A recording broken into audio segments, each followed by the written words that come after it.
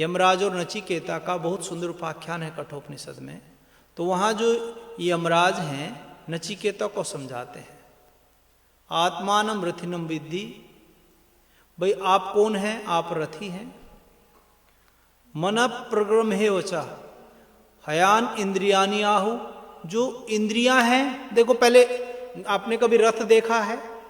किस किसने रथ देखा है यहाँ? रथ, कैरट, कैरट, चैरट, किस किसने देखा है? ये तो बाहर भी खड़ा है एक रथ तो, है ना? हाँ, वही रथ है। देखिए उसको जब चलाते हैं तो उसमें क्या जोतते हैं? घोड़े जोतते हैं, घोड़े जोतते हैं ना।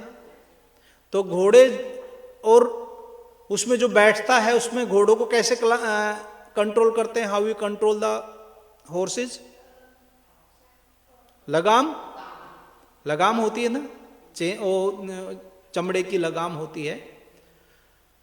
तोत्र भी बोलते हैं संस्कृत में उसको, तोत्र वेत्र एक पाणी है। मैंने ये जैसे भगवान श्री कृष्ण के बारे में ये जो कठोपनिषद के उदाहरण से बता रहा हूं, गीता में भी आया है ये। इंद्रियभ्य परमना इंद्रियभ्य परमना मनस्तु पराबुद्धि बुद्धेस्तु परस्तु सा।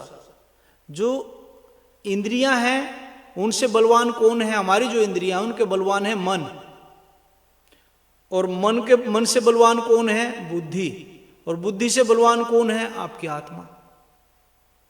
उसी प्रकार जैसे घोड़े हैं, जैसे आपको जाना हो यहां से रोटरडम जाना हो रथ के द्वारा, रथ से, और बाहर बहुत सुंदर सुंदर घास हो और घोड़ों की लगाम ना हो, घोड़े बंधे हुए ना हो, क्या घोड़े आपको ले जाएंगे रोटरडम?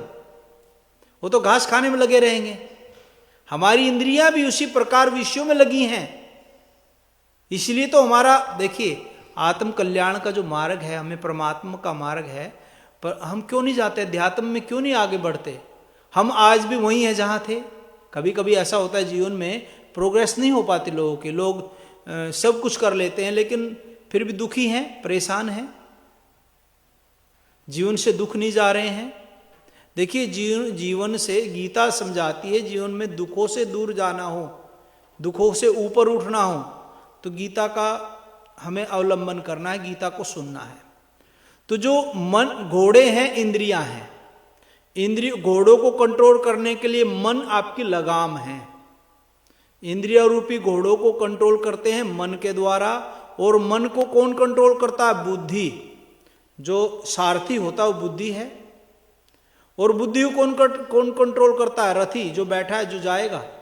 भाई ड्राइवर के हाथ में थोड़ा होता है, जो ले जाने वाला होता है। जैसे आपको टैक्सी ली, टैक्सी तो वहीं जाएगी ना जहां आप ले जाओगे। ड्राइवर को जैसा आप कहोगे वैसा ड्राइवर करेगा। तो आपको ड्राइवर को मन माने बुद्धि को आपको कमांड देनी है। आत्मा से बुद्धि को कमांड मिलेगी, और बुद्धि मन को कमांड देगी, और मन इंद्रियों को कमांड देगा। जब तक आपकी इंद्रिय संयत नहीं है तब तक मन संयत नहीं होता, और जब मन संयत होता है बुद्धि के द्वारा होता है।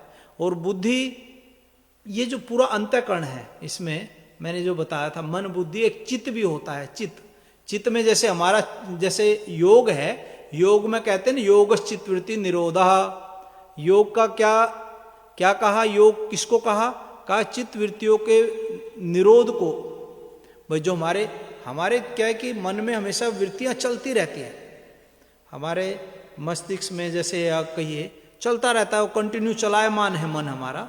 चंचलम ही मना कृष्णा, भगवान श्री अर्जुन कहते हैं भगवान श्री कृष्ण को, भैया हमारा मन बड़ा चंचल है। और भगवान श्री कृष्ण भी कहते हैं यही बात, असंस्यम ही महाबाहो मनो दुर्निर्गृहम चलम। भाई निश्चित ही तुम ठीक कहते हो कि ये मन जो है ये आसानी से कंट्रोल नहीं होता है और बड़ा चंचल चलायमान है।